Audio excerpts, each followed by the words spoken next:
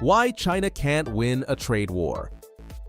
Tariffs have hit 125%. China's exports to the US are being taxed like they're luxury goods. Trump's trade war has gone nuclear, and Beijing might just be out of ammo. Let's take a closer look. Xi Jinping may rule a one-party state, yet that doesn't mean he can flip a switch and shift the economy overnight. Behind closed doors, China's leadership is more cautious than bold. Decisions rise through a web of bureaucrats before they reach the top. Ironically, Trump had more personal control over tariffs than Xi did. He raised, paused, or dropped them at will. Congress stepped aside. The courts didn't interfere. That gave the US president unmatched flexibility in this tug of war. China, meanwhile, has tried to retaliate with tariffs, blacklists, antitrust probes. They've called US tariffs a joke in the history of the world economy, but the real joke might be on them. Going tit for tat with tariffs only works up to a point. Orders crash, trade stalls, and foreign investment, something China desperately needs, vanishes. It already has, in fact. Since the pandemic, overseas companies have been pulling out, not leaning in.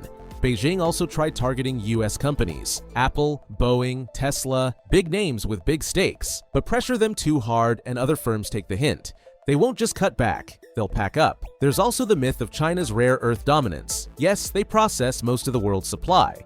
But US companies rarely buy raw materials directly, they buy parts. Beijing's final weapon is currency. Devaluing the yuan helped offset earlier tariffs, but not these new ones. To match three-digit duties, China would need a massive devaluation. That would make imports painfully expensive at home.